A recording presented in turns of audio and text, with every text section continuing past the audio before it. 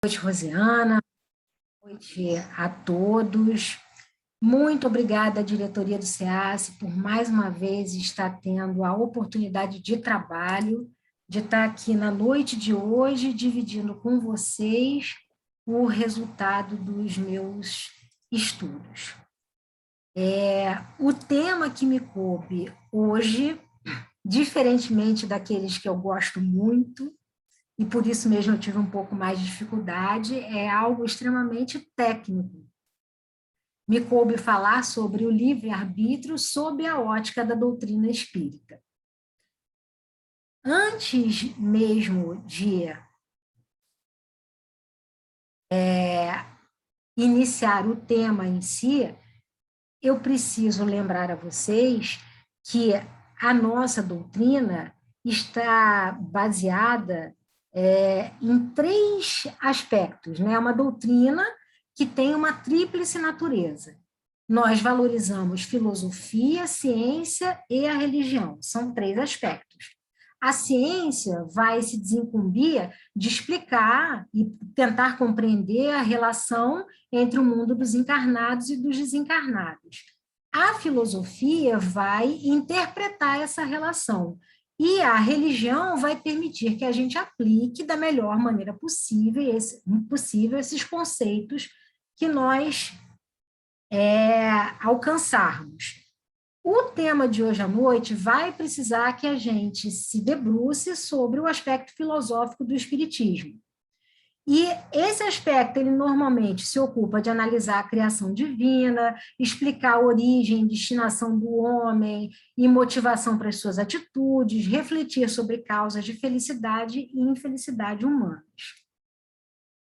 Uma outra coisa sobre a qual a gente precisa pensar antes de entrar no tema é que livre-arbítrio não é um conceito que surgiu com a doutrina espírita. Ao contrário, livre-arbítrio, ainda que antes não se desse esse nome, é algo que é fartamente discutido desde a época dos filósofos gregos, passando pelo povo hebreu, onde vai ter um aspecto mais religioso, pela filosofia católica de Santo Agostinho, pela literatura de Shakespeare, por Descartes, Kant, Sartre, Hegel. Nós vamos ter vários pensadores se debruçando sobre o tema.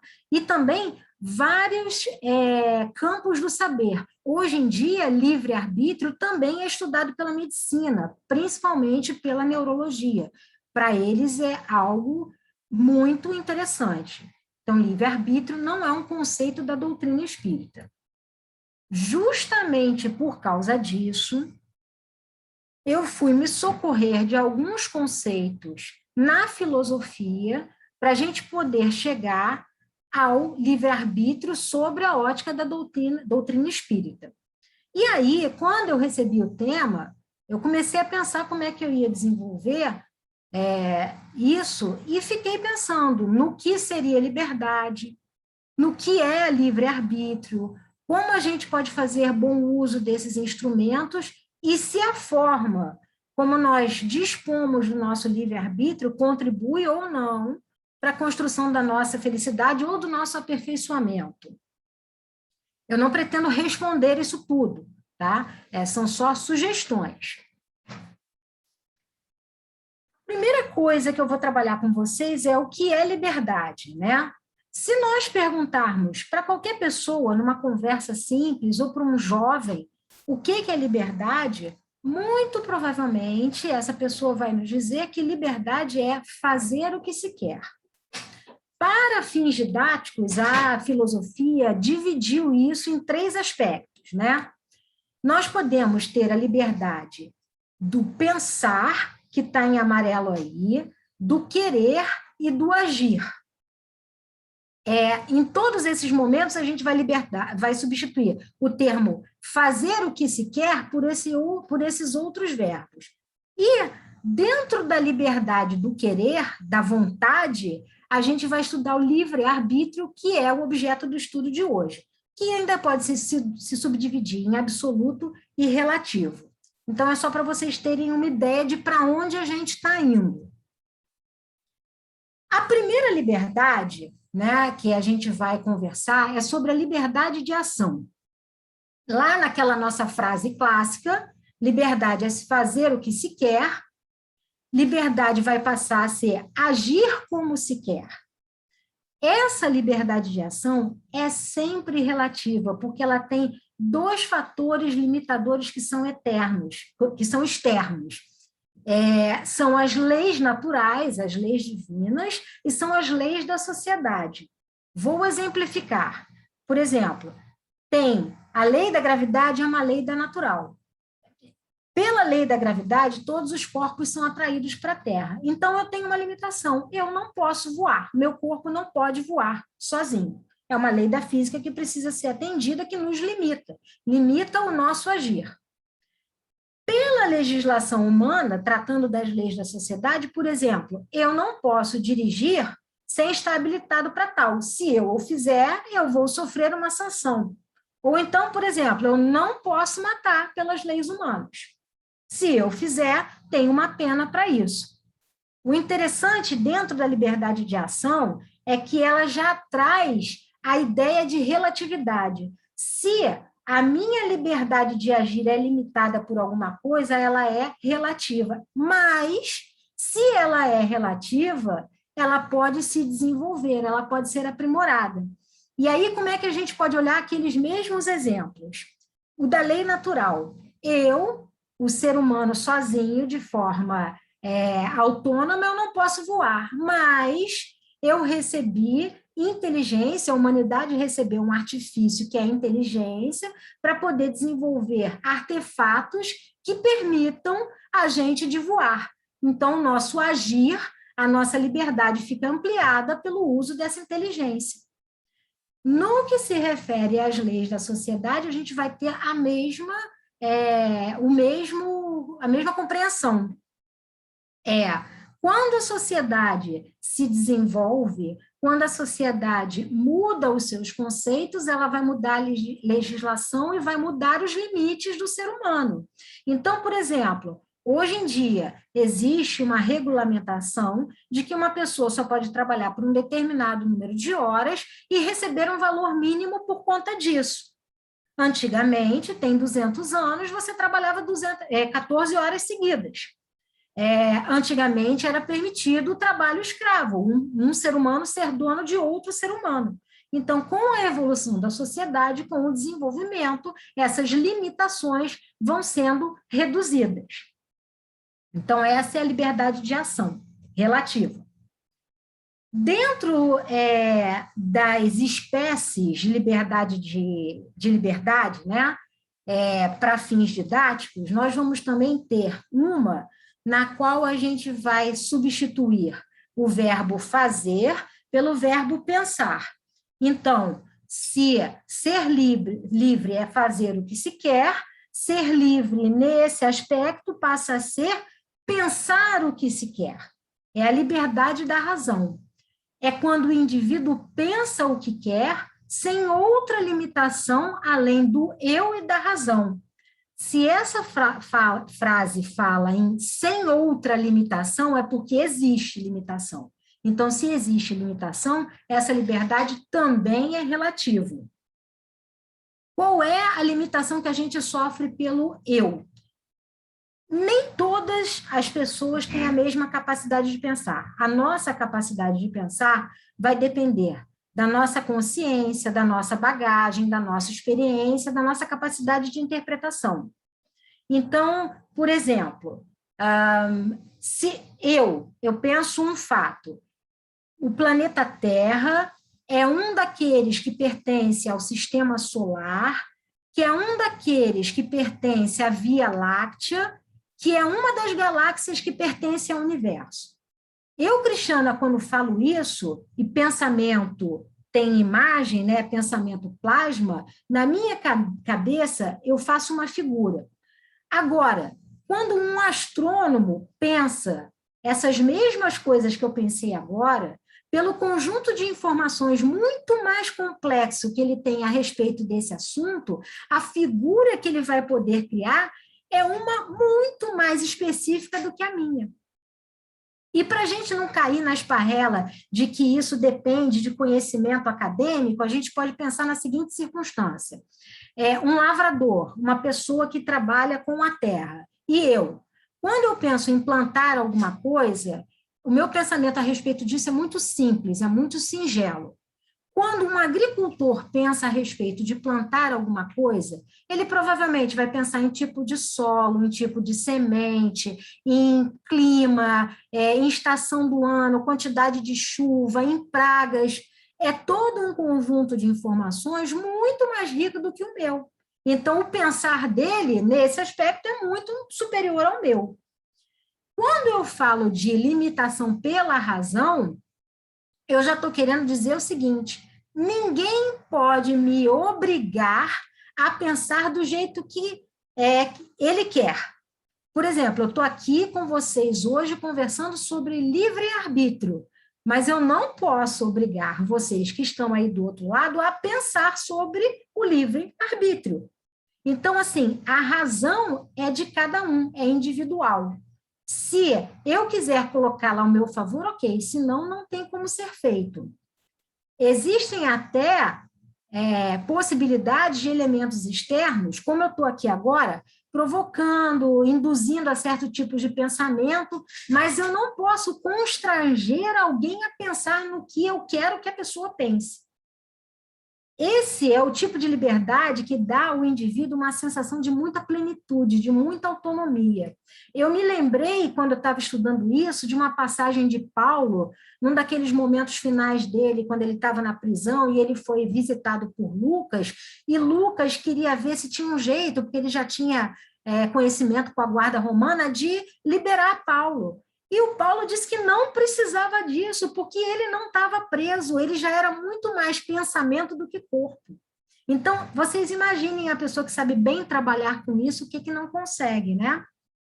Agora, embora aparentemente a liberdade de pensamento da razão seja ilimitada, quando comparada à liberdade da ação, nós vamos ter sempre essas circunstâncias de cada indivíduo que podem limitar mais, né? Dentro ainda dessa espécie de liberdade, a filosofia dá muita espécie de liberdade que é pensar o que se quer, pensar o que você quiser, da maneira livre.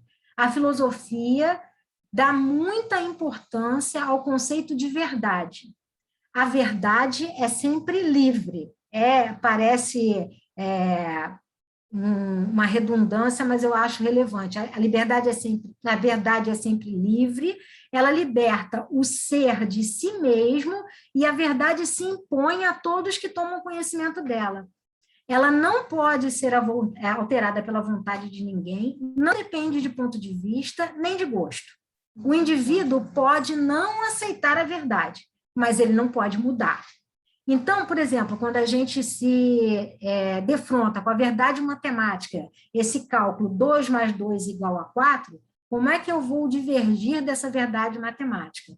Eu posso até querer saber mais sobre isso, mas eu não consigo alcançar um resultado diferente de 4. E aí, nesse ponto, eu fiquei pensando no seguinte: será que essa segunda espécie de liberdade, essa liberdade da razão, que a verdade é a aquisição de conhecimento e permite que você pense melhor, vai influenciar na nossa liberdade de ação? Ou seja, você pensa melhor, você age melhor? O que eu consegui depreender do que eu estudei foi que, na medida em que você adquire um novo conhecimento pela verdade, a minha capacidade para lidar com uma situação ela vai mudar e ela vai se ampliar em relação ao que eu tinha anteriormente. Então, eu posso, a partir daí, eu mudo o meu pensamento, eu posso mudar as minhas escolhas em ações, e, em último grau, eu posso modificar aquilo que eu sou. Eu me torno um novo ser. E eu não posso ignorar essas aquisições. Então, eu passo a ter responsabilidade e a responder por todo aquele conjunto de ferramentas que estão ao meu dispor. Se antes eu tinha sido elegante falando de Paulo, aqui eu vou lembrar do Maurício, que sempre fala do Peter Parker, que é a versão apaisana do Homem-Aranha, naquela lição do tio dele lá, que com grandes poderes nós recebemos grandes responsabilidades. E aí a gente pode pensar o que não é a verdade, o conhecimento, sobretudo o autoconhecimento, se não o maior dos poderes que a gente tem. E nós passamos, finalmente, para o terceiro aspecto de liberdade dentro da filosofia, tá?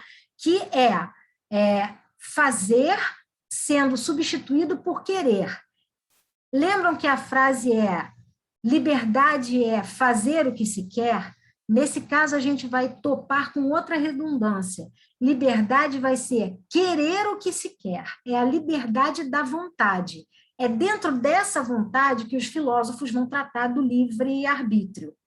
Mas para a gente começar, para pontuar essa liberdade da vontade, a gente precisa entender o que é vontade.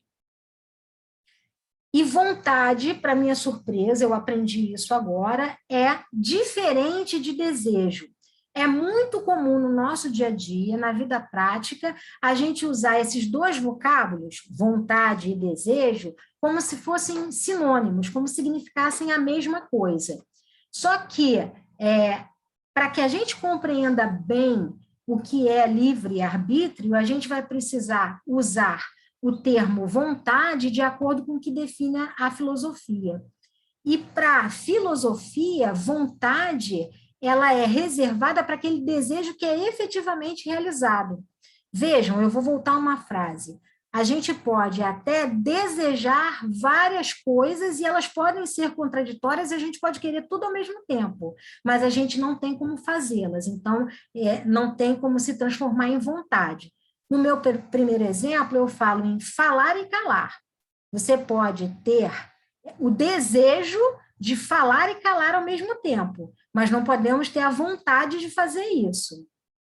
A gente pode ter o desejo de levantar e sentar ao mesmo tempo, mas a gente não consegue fazer isso. O que a gente efetivamente fizer é a realização da nossa vontade. Então, assim, nós podemos expressar que toda vontade partiu ou já foi um desejo, mas o contrário não é verdade. A vontade é o que se realiza, a vontade é o executado. E aí a gente comumente pode falar o seguinte, olha, eu tinha tanta vontade de ser vegetariana. O que significa isso? Se eu tenho vontade de ser vegetariana, significa que eu já estou tomando todas as atitudes para isso. Então, significa que a minha alimentação não poderia mais conter proteínas de origem animal. Se eu fizer isso, eu tenho vontade. Se não, é um mero desejo futuro, incerto, não sabido, que pode ou não ser executado. Se eu tivesse que me expressar corretamente, de que num dia eu quero ser vegetariana, eu deveria dizer, eu tenho desejo de ser vegetariana. E aí, quando eu estava estudando para facilitar a minha vida, eu me lembrei da expressão força de vontade, porque força de vontade é aquilo que a gente precisa para fazer algo que é imprescindível ao nosso bem viver, ao nosso bem-estar. Então, assim, guardar que a vontade é o mais forte, é o que a gente precisa realizar. E aí, finalmente, chegamos no objeto do nosso estudo sob a ótica da filosofia ainda. Existem muitas possibilidades de interpretação. Eu trouxe duas aqui, porque eu acho que elas vão ser suficientes no momento para instruir o nosso estudo. E eu trouxe duas antagônicas, procurei ser simples. A primeira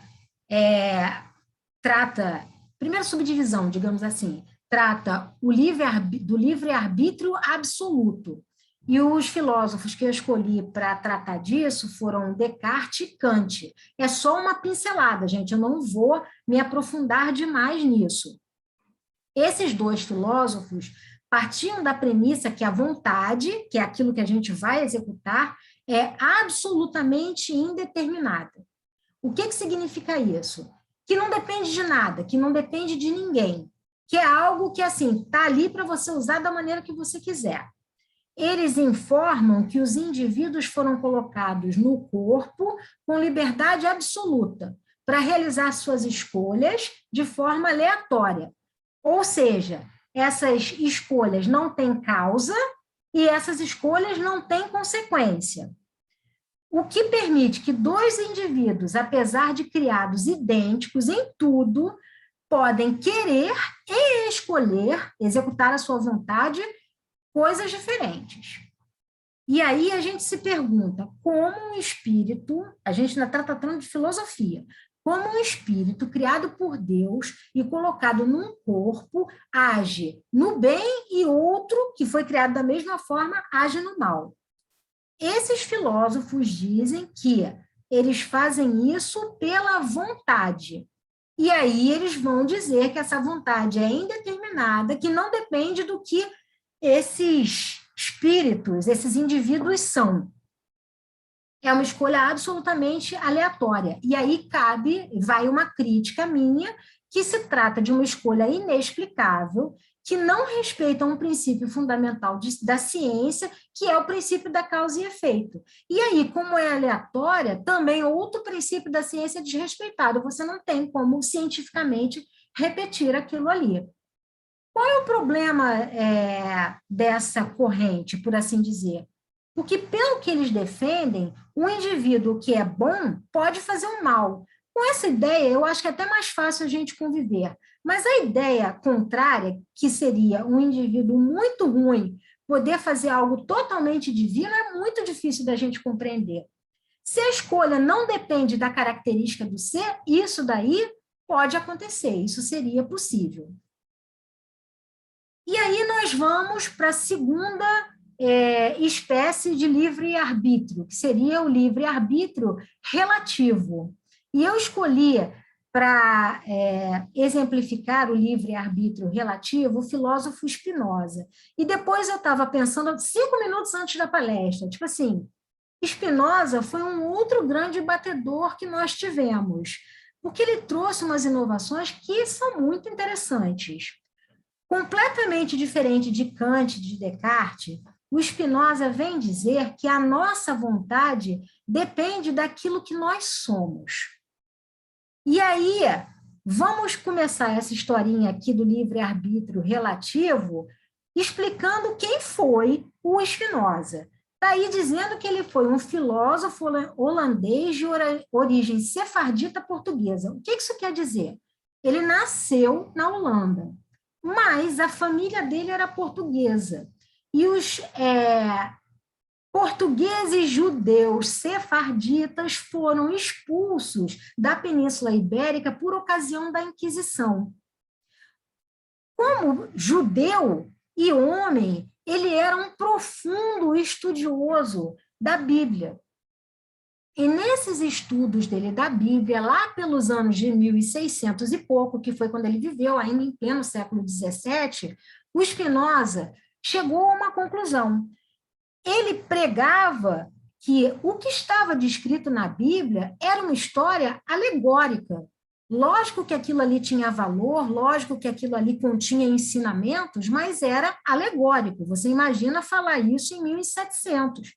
E por causa disso, e foi por isso que eu disse que Spinoza era um batedor, é um daqueles precursores, um dos que veio na frente, por causa disso, o Spinoza foi excomungado do judaísmo. Eles têm outro nome para isso, mas ele foi expulso do judaísmo.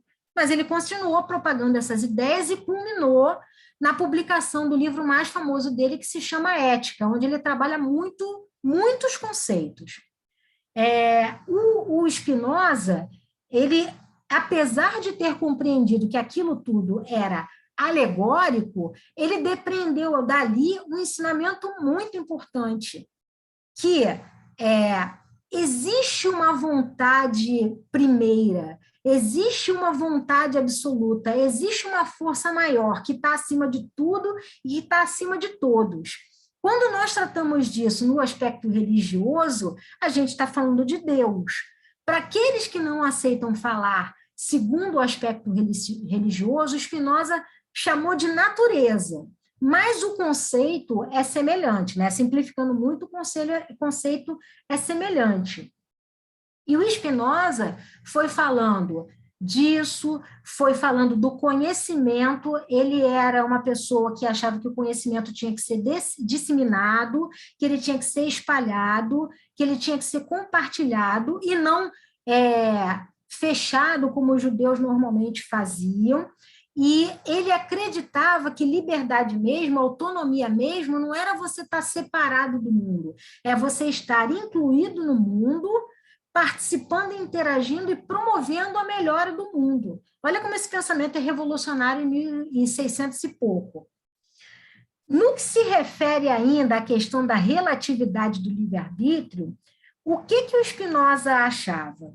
Ele achava que se nós fizéssemos escolhas que não são decorrentes do que nós somos, na verdade, elas estão sendo feitas por uma força externa, uma força que nós não conhecemos.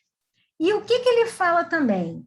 Que existe um livre-arbítrio absoluto, desse ser absoluto, de Deus. Mas por que o livre-arbítrio dele é completo e absoluto? Porque ele tem conhecimento de todas as possibilidades.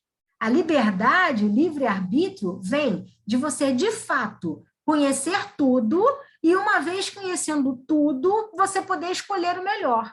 O único ser que tem essa capacidade é Deus, ou a natureza, como ele deu de alternativa. Porque se você tiver dois seres que façam isso, já não existe mais o absoluto, tudo passa a ser relativo. E como a gente sabe que Deus, isso já é um conceito da religião, tá? É onipotente, onipresente, onisciente, a gente sabe onde está concentrado esse poder absoluto. O nosso, tudo que é de Deus para baixo é relativo.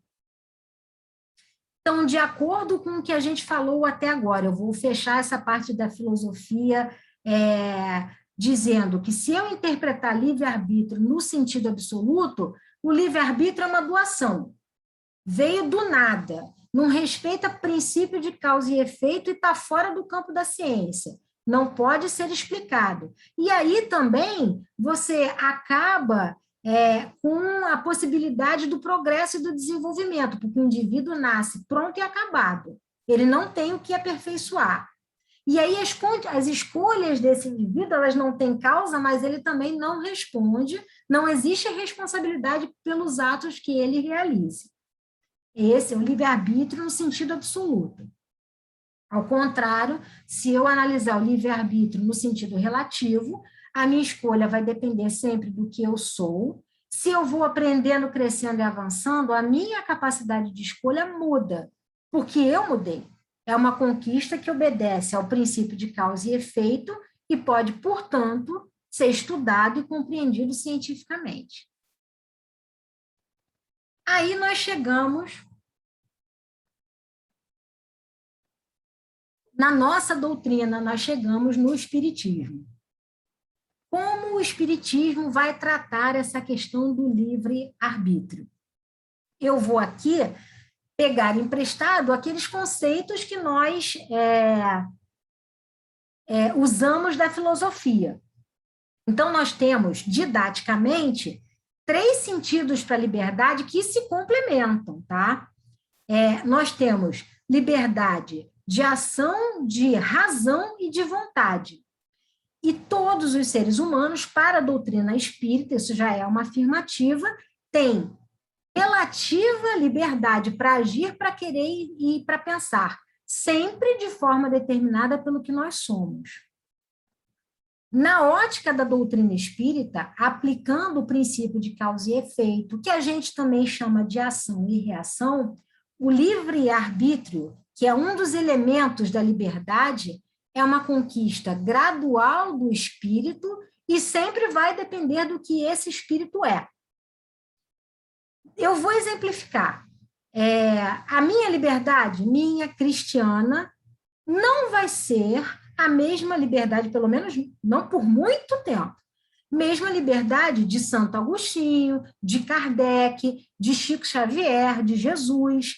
Apesar de todos nós termos passado ou passarmos pontualmente por este mundo de provas e expiações, cada um de nós é diferente, nós temos graus evolutivos diferentes e cada um vai ter uma liberdade única, é quase uma impressão digital, proporcional àquilo que se é.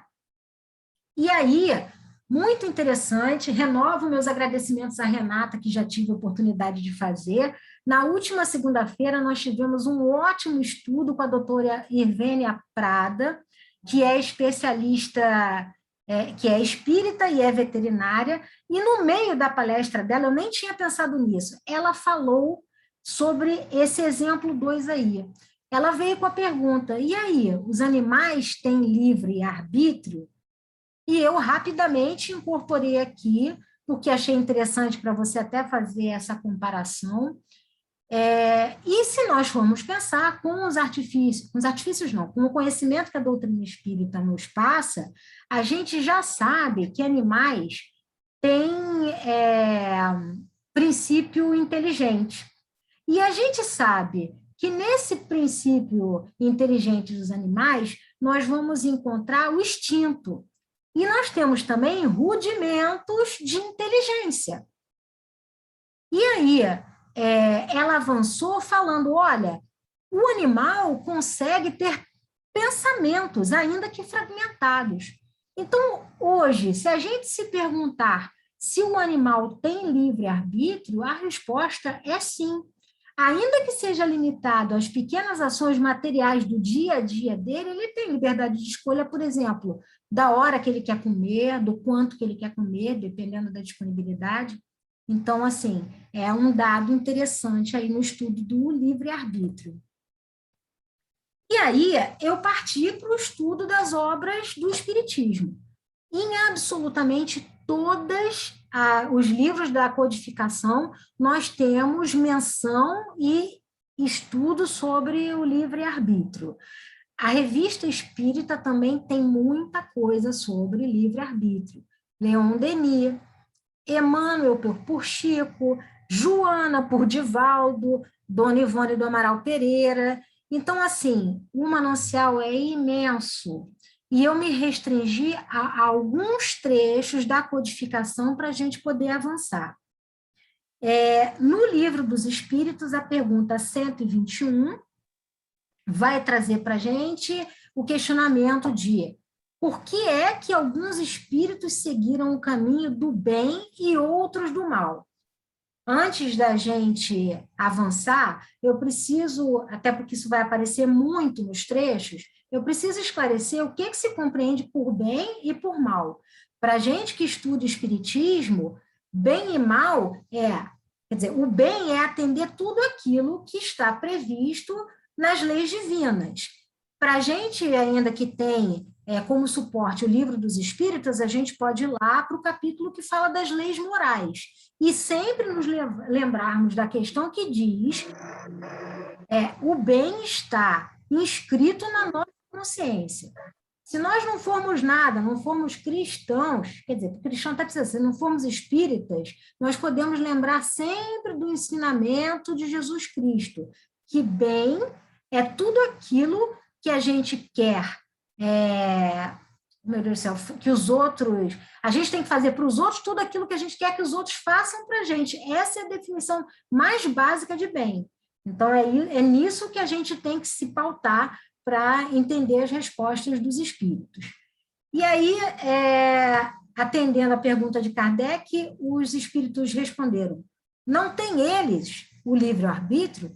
Deus não os criou maus, criou os simples e ignorantes, isto é, tendo tanta aptidão para o bem quanto para o mal. Os que são maus, assim, se tornaram por vontade própria. Então, o que a gente vai ver nessa resposta aqui de Kardec? Que todos nós nascemos ou fomos criados com um livre-arbítrio limitado. E aqui também nessa resposta, a gente já vai encontrar a noção de relatividade, de progresso. De maneira que, assim, ao exercer a nossa vontade, que é a nossa liberdade da vontade, a gente vai se responsabilizar pelos nossos atos futuros. Na pergunta 122, vejam bem, Kardec não pergunta, ele afirma, como podem os espíritos em sua origem, quando ainda não têm consciência de si mesmos, gozar da liberdade de escolha entre o bem e o mal. Há neles algum princípio, qualquer tendência que os encaminhe para uma senda de preferência a outra? E respondem os espíritos: livre-arbítrio se desenvolve à medida que o espírito adquire a consciência de si mesmo. Já não haveria liberdade desde que a escolha fosse determinada por uma causa independente da vontade do espírito. Eu fui botando em vermelho todos os conceitos que a gente trabalhou na filosofia. Então, o que a gente vai ver aqui, de novo, é esse conceito de relatividade do progresso, dependendo da escolha, do que a gente tem dentro da gente. Em O que é o Espiritismo, num capítulo bastante interessante que Kardec se propunha a trazer a solução de alguns problemas da doutrina espírita, quando ele fala do estado da alma em sua origem, Kardec faz a pergunta de qual é esse estado e os espíritos respondem: as almas são criadas simples e ignorantes. E os espíritos explicam o que é isso. Isto é, sem ciência e sem conhecimento do bem e do mal, mas com igual aptidão para tudo. A princípio, encontra-se numa espécie de infância, sem vontade própria e sem consciência perfeita da sua existência. E aí, pouco a pouco, o livre-arbítrio se desenvolve ao mesmo tempo que as ideias. Então, é um ciclo virtuoso. Você incorpora ideias, o seu livre-arbítrio aumenta. O seu livre-arbítrio aumenta, a sua responsabilidade aumenta. E aí você parte para a aquisição de novas ideias, e assim por diante. Em O Céu e o Inferno, que é um livro pouco estudado da nossa doutrina, mas que para esse tema é muito bom, tem bastante coisa, não à toa ele se chama Código Penal da Vida Futura, nós vamos ter uma explicação no item 6 da primeira parte, que é bem teórica, que fala assim, de novo, os espíritos são criados simples e ignorantes, mas com aptidão para tudo adquirir e para progredir, de acordo com o seu livre arbítrio. Para seu progresso, adquirir novos conhecimentos, novos dons e novas percepções. E disso vai depender a felicidade desse progresso que foi alcançado. Mais à frente, ele fala para a gente, isso aí é muito a respeito da responsabilidade, que o destino de cada alma deve depender de suas qualidades específicas. Por justiça, as almas devem ter responsabilidade de seus atos. Para que sejam responsáveis, é preciso que sejam livres para escolher entre o bem e o mal. Se não houver o livre arbítrio, há fatalidade, e com fatalidade não haveria responsabilidade. Logo, o que eu posso afirmar na doutrina espírita? Nós vimos isso várias vezes antes, todos os espíritos nascem simples e ignorantes, ou seja, sem conhecimento e sem consciência do bem e do mal, sem elementos disponíveis para fazer escolhas, de modo que o seu livre arbítrio é limitado, portanto, relativo. Acompanhando o conceito filosófico que foi desenvolvido por Spinoza, lá o nosso batedor, a espiritualidade superior esclarece que o livre-arbítrio decorre do que o espírito é, decorre da consciência, das virtudes de que já dispõe o espírito, dos seus pensamentos e dos seus conhecimentos. E na medida em que o espírito vai se instruindo, ele vai se modificando, ele vai adquirindo e ampliando o seu livre-arbítrio e a responsabilidade, sempre em respeito ao princípio da causa e do efeito. Sempre será possível explicar a escolha do espírito a partir do que ele traz dentro de si, do seu arcabouço, daquilo que o forma. E agora eu vou poder trazer um exemplo que eu achei interessante a respeito disso. Se nós fôssemos pensar no livre-arbítrio, de acordo com aqueles conceitos que o Kant tinha trazido para a gente, Jesus poderia ter condutas mais. Se a escolha dele é livre, não depende do que ele poderia escolher o mal. E aí ele deixaria de ser Jesus Cristo. De acordo com o conceito do livre-arbítrio do Espiritismo, baseado não, né, que é semelhante ao do Spinoza, Jesus jamais vai escolher fazer algo mal, porque ele escolhe a partir do jeito que ele é. E aí a gente tem informação na pergunta 625 do Livro dos Espíritos, que Jesus é o tipo mais perfeito que Deus ofereceu ao homem para servir de guia e de modelo. Esse espírito é puro, foi o único puro que caminhou aqui na Terra, com natureza moral absolutamente boa. E ele não pode ter condutas ruins, ele não poderia jamais escolher o mal. É nesse ponto que a gente verifica que até o livre-arbítrio de Jesus é relativo. Mesmo ele tendo a liberdade máxima do espírito puro, ela é relativa em atenção ao princípio de causa e efeito. Ele nunca vai poder escolher o mal, porque o mal romperia o princípio da causa e efeito. O seu sentimento do bem é constante, é inerente à sua natureza, o bem é o que Jesus é, logo, as suas escolhas sempre vão ser nesse sentido. E aí eu trouxe uma imagenzinha para a gente passar para a parte prática dessa história, que a Tânia Wilson costuma chamar de "e agora, José?", né? Para que serve isso que a gente estava estudando? E aí eu gostei dessa imagem que exemplifica que a gente pode oferecer, né, o que a gente transborda. A gente só transborda o que a gente tem dentro da gente. O que a humanidade tem feito com o livre-arbítrio? Com a sua liberdade?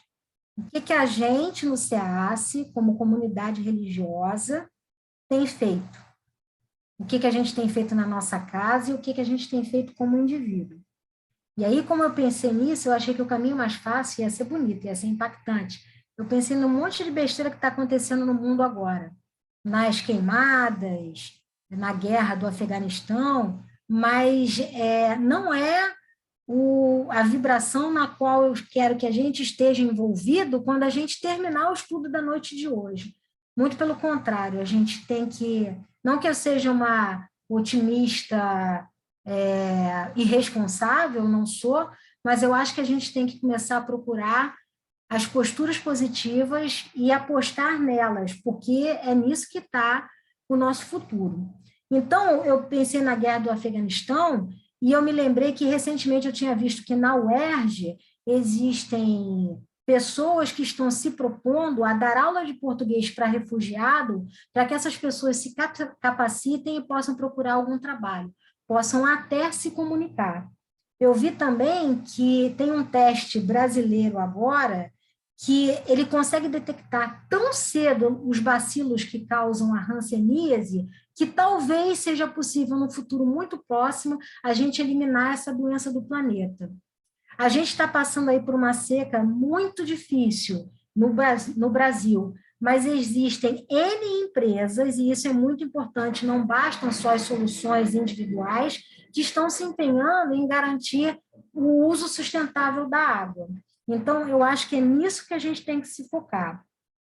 Dentro do SEACE, eu acho até assim, não é autoindulgência, mas eu acho até que a gente está indo bem.